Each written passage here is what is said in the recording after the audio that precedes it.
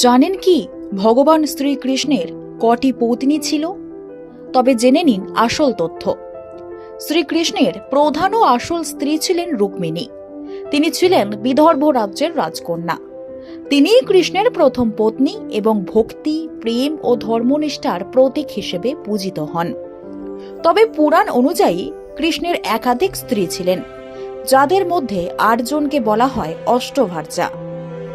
কৃষ্ণের প্রধান স্ত্রীগণ অর্থাৎ অষ্টভার্যাদের কি কি নাম ছিল তা দেখে নিন।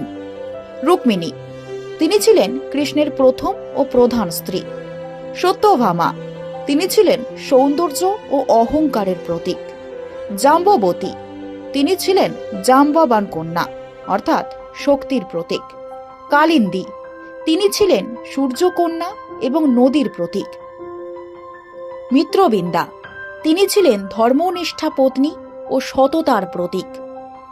নগ্নজিতি, তিনি ছিলেন ধৈর্য ও ভক্তির প্রতীক। ভদ্রা, ইনি হলেন কৃষ্ণের পিসির কন্যা, পারিবারিক ঐক্যের প্রতীক।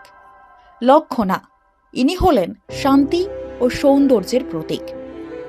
পুরাণ বলছে কৃষ্ণ নারকাসুরকে বধ করার পর ১৬,১০০ বন্দী রাজকন্যাকে মুক্ত করেন। তাদের সম্মান রক্ষার জন্য তিনি তাদের বিবাহ করেন। তাই কৃষ্ণের স্ত্রী সংখ্যা মোট ১৬,১০৮ বলে উল্লেখ করা হয়। রাধে রাধে। ভিডিওটি ভালো লেগে থাকলে অবশ্যই লাইক, শেয়ার এন্ড কমেন্টস এবং চ্যানেলটিকে সাবস্ক্রাইব করুন।